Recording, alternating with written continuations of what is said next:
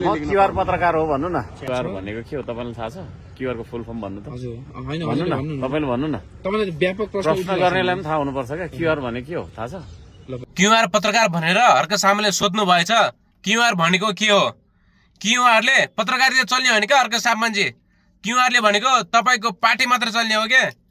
QR बिना तपाईको party बाँच्नै सक्दैन के। जस्तै पानी बिनाको माछा छटपटिन्छ नि, तपाईको पार्टी नै हो त्यस्तै हो के। क्युआर छैन भने तपाईको आसेपासे 2-4 जना 2-4 दिनमै हराउँछन् के। तपाईको पार्टी भनेको क्युआरले मात्रै टिकेको हो के। क्युआर बन्द गरिदिनु पर्छ। बन्द गरेको 4-5 दिनमै तपाईको पार्टी स्वाहा हुन्छ। सोझा साझा जनताको पैसा उठायो, मोज गर्यो। अनि भन्नु भएछ प्रधानमन्त्रीले यतिको पैसा उठाएर देखाउनुस्। प्रधानमन्त्री चाहनु भयो भने तपाईले एक दिनमा लाख उठाउनुहुन्छ भने प्रधानमन्त्रीले एक दिनमा करोड उठाउनुहुन्छ के। तर हाम्रो बालेन शाहले सोझा साझा जनताको त्यसरी पैसा उठाएर खानु हुँदैन के।